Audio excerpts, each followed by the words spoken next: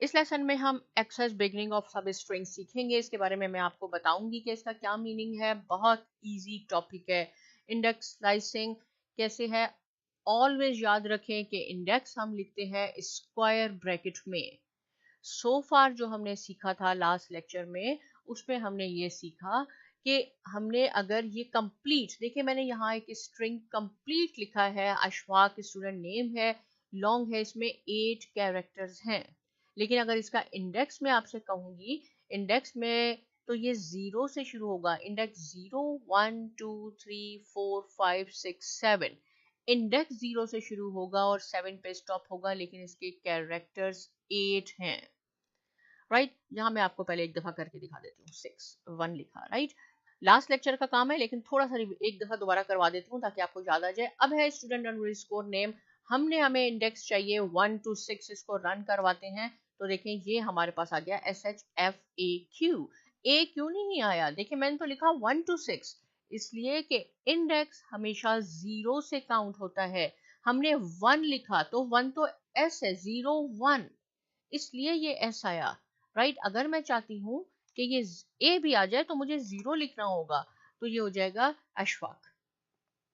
Right, ये हमने इसमें से एक स्लाइस ले लिया, एक कंप्लीट नेम था उसमें से, समटाइम्स लोग ऐसे भी स्पेलिंग लिख सकते हैं अशफाक की, तो ये इसका एक स्लाइस आ गया 0 to 6।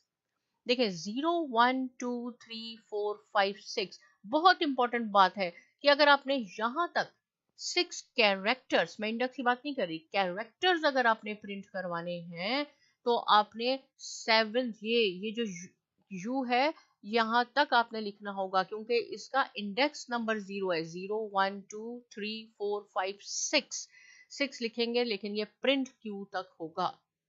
6 कैरेक्टर्स प्रिंट होंगे, लेकिन आपने स्टॉप पे लगाना है कि स्टॉप आपका होगा कहाँ पे, इंडेक्स 6 पे। अगर आप चाहते हैं कि क्यू भी आ जाए तो आपने यहाँ लिखना होगा 7 तक लिखेंगे तो क्यू प्रिंट होगा, क्योंकि ये एक पहले स्टॉप होता है।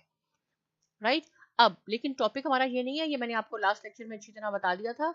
यहाँ ये है कि अगर मैं सपोज बिगनिंग नहीं लिखूं, मैंने नहीं मेंशन किया कि मुझे कहाँ से स्टार्ट चाहिए, स्टॉप तो 6 पे चाहिए, लेकिन कहाँ से स्टार्ट हो। So default start for a slice is index 0, ये 0 से ही स्टार्ट होगा। करके देख लें, देखें ये ऐसे हो गया। अगर मैं यहाँ 7 लिख देती हूँ, देखें 7 मैंने इसको किया, ये स्टार्ट 0 से होगा और यू भी आ जाएगा। 0 1 2 3 4 5 6 7, राइट। तो ये इसमें क्या हुआ, यू पे स्टॉप हो गया। अगर मैं चाहती हूँ ई भी आए तो मुझे ये 8 करना होगा, क्योंकि कैरेक्टर्स 8 है, लेकिन ये इसका इंडेक्स यहाँ तक आएगा और ये कंप्लीट नेम आ जाएगा आपका। तो ये हमारा टॉपिक है कि अगर हम स्टार्ट की वैल्यू नहीं बताएंगे इंडेक्स में, तो उसका डिफॉल्ट बिहेवियर है कि वो 0 इंडेक्स से शुरू करेगा और 0 इंडेक्स पे कुछ भी कैरेक्टर हो सकता है। राइट, ओके, सेम एग्जाम्पल को मैंने इसी तरह करके लिखा है, इसको मैं ऐसे कर देती हूँ ताकि आपके सामने हो। इसमें और इन दोनों में आपको मैं फर्क बताऊंगी। देखिए ये ऐसे हो गया, इसको भी मैं 8 कर देती हूँ। दोनों में क्या डिफरेंस है, बिल्कुल एग्जैक्ट सेम लिखा है। इन दोनों में डिफरेंस ये है कि यहाँ मैंने वेरिएबल के साथ प्रिंट का वर्ड नहीं लिखा और यहाँ लिखा है। जब आप प्रिंट का वर्ड नहीं लिखेंगे, सिर्फ आपने वेरिएबल लिखा और इंडेक्स लिख दिया, तो ये कोटेशन में आंसर आएगा। लेकिन आप चाहते हैं अगर कोटेशन में ना आए तो आप प्रिंट, एक फंक्शन है, प्रिंट आपने लिखना है, बाकी एज इट इज आपने लिखना है। लेकिन याद रहे कि प्रिंट के बाद पैरेंथेसिस जरूर आता है, क्योंकि ये एक फंक्शन है और इंडेक्स का रूल है कि आपने इसको स्क्वायर ब्रैकेट में लिखना है। तो इस लेसन में हमने ये सीखा कि अगर आपके पास स्टार्ट वैल्यू मौजूद नहीं है इंडेक्स की, तो उसका डिफॉल्ट बिहेवियर है कि वो इंडेक्स 0 से यानी फर्स्ट कैरेक्टर से स्टार्ट करेगा। इससे रिलेटेड कोई क्वेश्चन है आप जरूर पूछिए, लेकिन इसकी प्रैक्टिस जरूर कीजिए।